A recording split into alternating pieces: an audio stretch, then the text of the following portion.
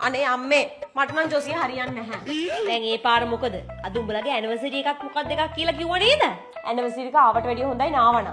මං ඉතින් ඇනිවර්සරි එකකින් මිනිහට දෙයක් කියන්න හැදුවා. කොහෙද? කිසිම සෙන්ස් එකක් නැහැ. හරි. අද පැත්තකින් තියන්නකෝ. අම්මට කියන්න අම්මේ. දවසක් මේ ජොසියා ලබන සතිය අපේ ඇනිවර්සරි එක.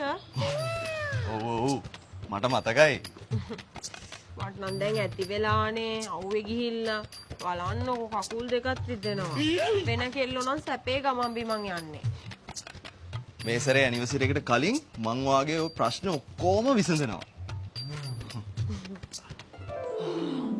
ඉතින් මිනිහා කාර් එකක් ගත්තද? මොන කාර්ද අම්මේ? අවුවේ යනවා කියලා? කකුල් දෙක රිදෙන එකට මිනිහාගේ ගමේ වෙද මහත්තයාගේ? පිරිමින්ට තේරෙන්නේ නෑ බං අපේ තේගි භාෂාව.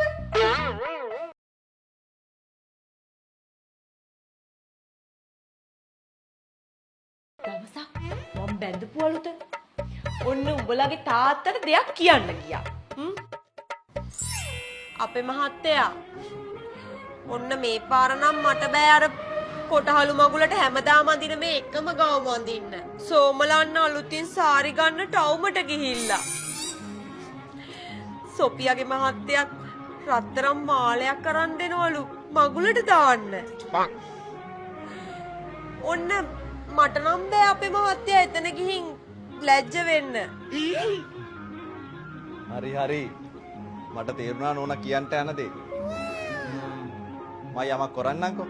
හා? ආදර නදිය කලා ආවාදේ ගුඩ කලා ප්‍රේම සොයලා.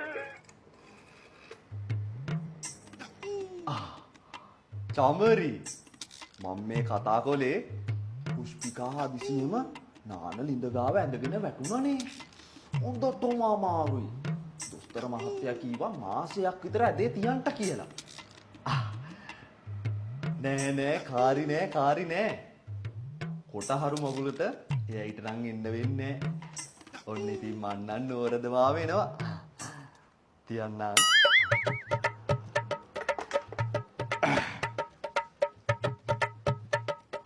ඔන්ට අපේ මැනිකේ මං ඔයාට කියපු විදිහටම ප්‍රශ්නේ විසඳුවා.